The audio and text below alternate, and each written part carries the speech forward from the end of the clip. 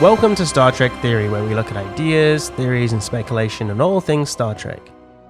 In the last video, we took a look at the short Trek episode Calypso, and theorized about when this episode could be taking place.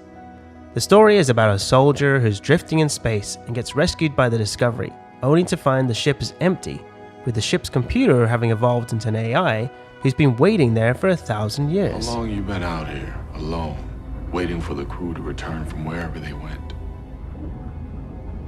Almost 1,000 years.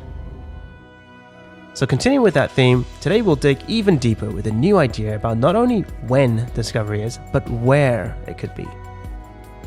And there's a really huge clue at the start of the episode that's really been staring everyone in the face all along.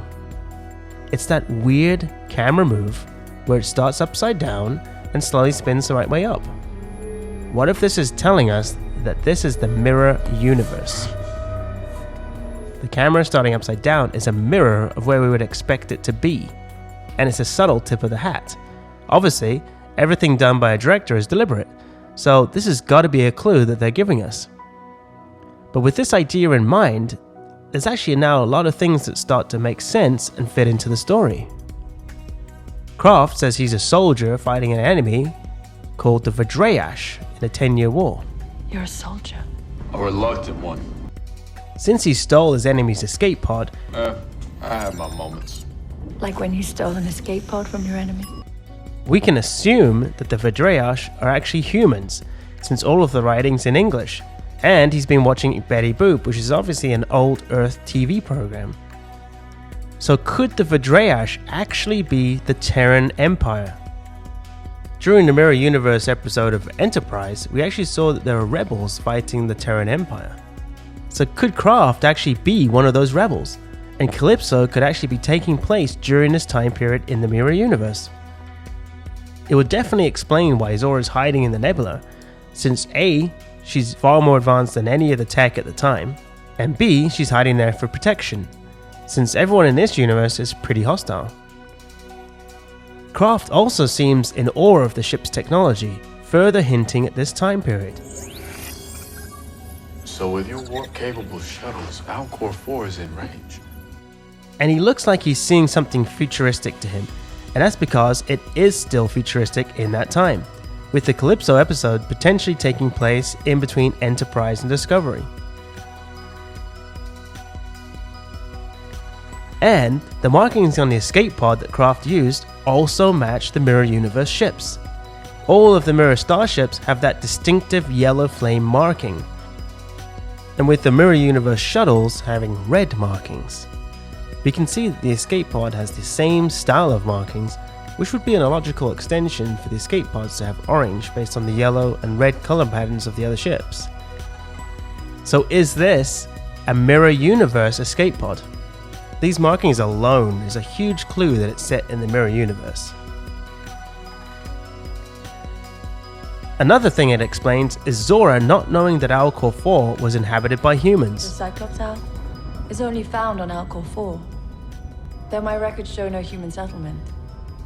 Clearly my records are out of date. There are quite a few of us. Fewer lately. In her universe it wasn't settled, but in the Mirror Universe they could have gone there for safety from the Terran Empire. And lastly, since Zora is highly intelligent and sentient, she definitely wouldn't want to give Craft that shuttle with the Federation markings on it, so she clearly had to have it altered to look like a Mirror Universe shuttle. And as part of that, she wrote the words funny face on the back, so this shows that she had the capability to do that. But what exactly is Discovery and Zora doing, waiting in the nebula? If she's been there for 1,000 years, and Zora is a logical thinking computer, then it's definitely formulated some kind of exit strategy and just waiting to execute it. And that's where the spore drive could come in. Since Discovery is the only ship to have a spore drive, and the first time Discovery actually made it to the Mirror Universe was using the spore drive, so what if Zora wants to use this drive to get back to the regular universe, but she has no human interface like Stamets, and no spores to power the drive, so it's essentially useless without them. If true, then Zora knows that the Discovery will be making a leap over to the mirror universe in the 2250s, which to her would be slightly in the future. So she could have been waiting in the nebula all this time, with the hope of being able to power the spore drive with some spores and maybe even human interface like Stamets.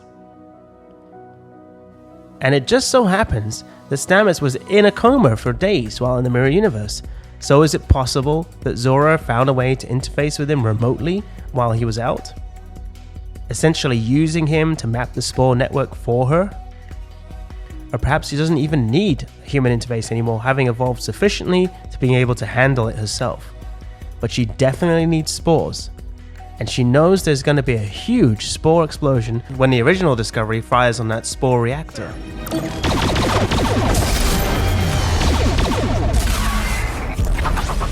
So she could use that explosion to gain the spores and mycelial energy to power the drive in order to make the leap back to the regular universe. No one would notice another ship waiting at the edge of the station at that moment, and two Discoveries could literally have been trying to go back at the exact same time, just riding different parts of that explosion shockwave. In a way, it could also even explain the weird plot twist in the original Season 1 of Discovery, where after jumping back through to the normal universe, the crew finds themselves 9 months in the future. But it was never really explained why that happened. But with the two Discoveries trying to go back at the same time, perhaps that could have contributed to that weird effect. Maybe Zora had figured out a way to use the spore drive to not only jump back to the normal universe, but also jump into the future to meet back up with her original crew in Season 3. And so this time jump could have affected the original Discovery, pushing them 9 months later just as a side effect. So whether this is true or not remains to be seen, but that upside down camera definitely feels like a clue to something. You definitely don't just do that for no reason unless you're trying to make a point. But even if this doesn't turn out to be true, it's still fun to speculate on what if. But let me know in the comments down below what you think, and if you have any other ideas about the Calypso episode, and definitely subscribe to the channel for more ideas, theories, and speculation about all things Star Trek. We've got a lot of great new videos coming. So thanks for watching, and Trek on.